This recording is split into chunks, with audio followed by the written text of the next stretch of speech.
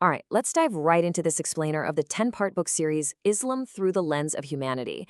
In a world that's literally more connected than ever, true understanding can kind of just get lost in the noise. So today, we're skipping the daily headlines. Instead, we're going straight to the source to explore the core values of this major world faith. Let's get to it. To give you the best synthesis of all 10 books, we're going to use this agenda to go from the micro to the macro. We'll hit beyond the headlines, foundations of the faith, the prophetic model, society, justice, and community, a legacy of knowledge, and finally, finding meaning today. Okay, starting off with Section 1, Foundations of the Faith. Now, to really grasp the basics here, you have to look at the language itself. The very word Islam isn't just a label, right? The series points out that it's deeply rooted in 3 interconnected concepts: peace, submission, and faith. It's really framed as a comprehensive way of life. So, how does that actually look in practice? Well, the series outlines the 5 pillars: the declaration of faith, prayer, charity, fasting, and pilgrimage. These are presented not just as empty rituals, but as the active, practical framework connecting inner belief directly to outward action and daily character. Right alongside those pillars of action, the text presents 6 foundations of belief: God, angels, divine scriptures, prophets, the day of judgment, and divine decree. What's super insightful here is the connection to human behavior. It's not just abstract theology or the worship of God. Actually, it instills a really profound, inescapable sense of moral responsibility. Moving right along to Section 2, the prophetic model. Zooming out a bit from foundational theology, the series applies its lens to the human example of its founder, Prophet Muhammad. And here's a detail that really stands out. Long before his prophethood in Arabia, the series notes he was widely known by his community by one specific title, the trustworthy one. That's a reputation earned through years of exceptional everyday integrity. The authors strongly emphasize that qualities like truthfulness, justice, mercy, forgiveness, and humility weren't just, part-time virtues. They were the consistent, rock-solid principles that shaped his entire approach to ethical leadership. The crucial point the text makes about his model of human excellence: it was fundamentally about building a community through service. Power absolutely wasn't the goal. Instead, true leadership was measured by actionable compassion and care for the most vulnerable, specifically focusing on children, the poor, women, and elders. Next up, Section 3, Society, Justice, and Community. Moving from the individual level to the community level, the series does this fascinating balancing act.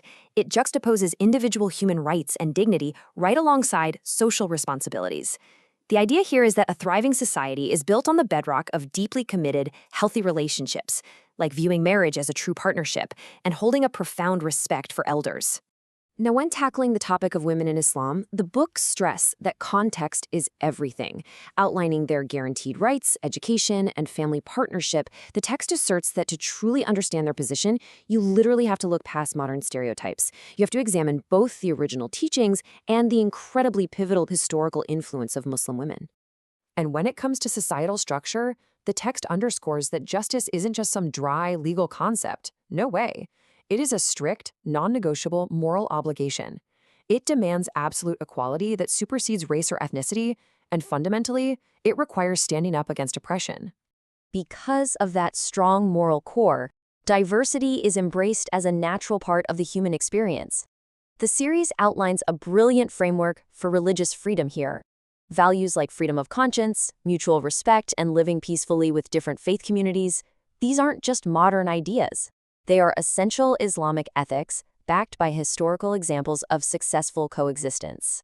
Let's zoom out again. Section 4, A Legacy of Knowledge. Here is a fact that might actually surprise you. The series points out that the pursuit of knowledge is deeply rooted in Islamic teachings, beginning with the very first revelation, which focused entirely on learning and reading. It established this really powerful balance between faith and reason right from day one. And that exact foundation, that's what sparked the golden age of Islamic civilization.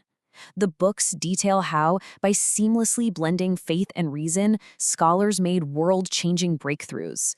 We're talking massive contributions in medicine, mathematics, astronomy, architecture, and philosophy. It was an era that dramatically accelerated global knowledge.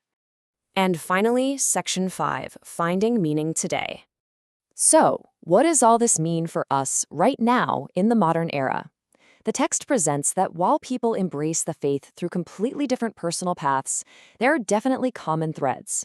In America and around the globe, people are drawn by its search for meaning, its deep spiritual fulfillment, and the strong sense of community it offers in an increasingly complex world.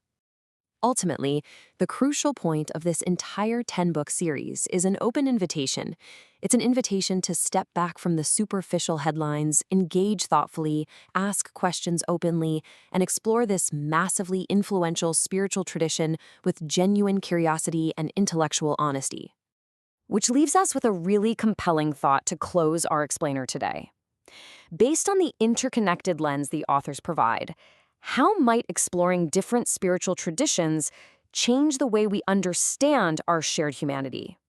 Keep asking those great questions, and thanks for exploring this with us.